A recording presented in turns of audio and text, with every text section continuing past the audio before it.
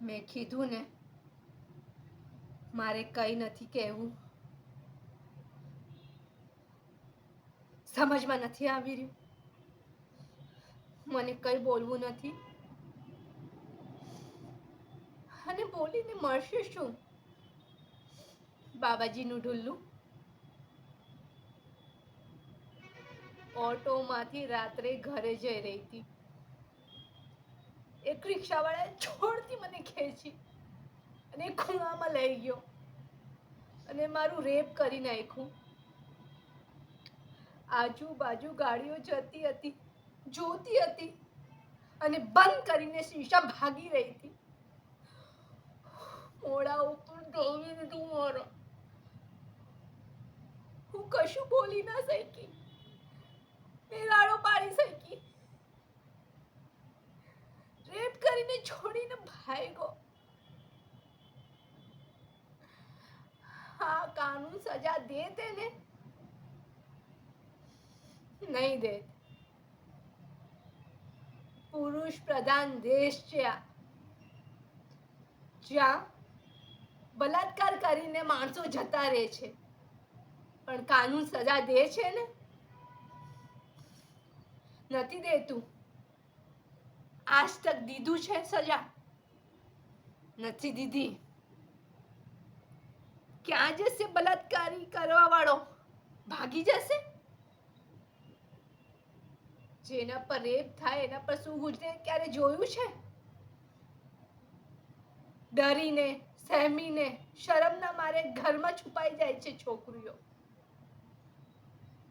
કોઈ પણ કાનૂન વ્યવસ્થા નથી. બસ આમ જ 2025માં આવી ગયા છે બધા.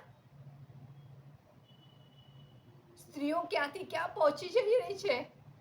ચંદ્રમા સુધી, પાયલોટ, ફોર્સ, બધામાં સ્ત્રીઓ આગળ છે. તો પણ આજ સુધી કાનૂન વ્યવસ્થા આટલી નબળી કેમ છે? કેમ એ મજબૂત નથી બની રહી સ્ત્રીઓ માટે, સ્ત્રીઓના ન્યાય માટે? બસ આવું જ ચાલતું રહેશે સ્ત્રીઓ માટે. થશે આવું રેપ, બલાત્કારી કરીને છૂટી જશે. અન્યાય છે સ્ત્રીઓ માટે આ બધું.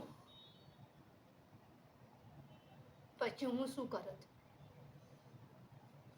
મને આવ્યો ગુસ્સો, લીધું મેં ચંડીનું રૂપ ને ખતમ કરી દીધો મેં એને.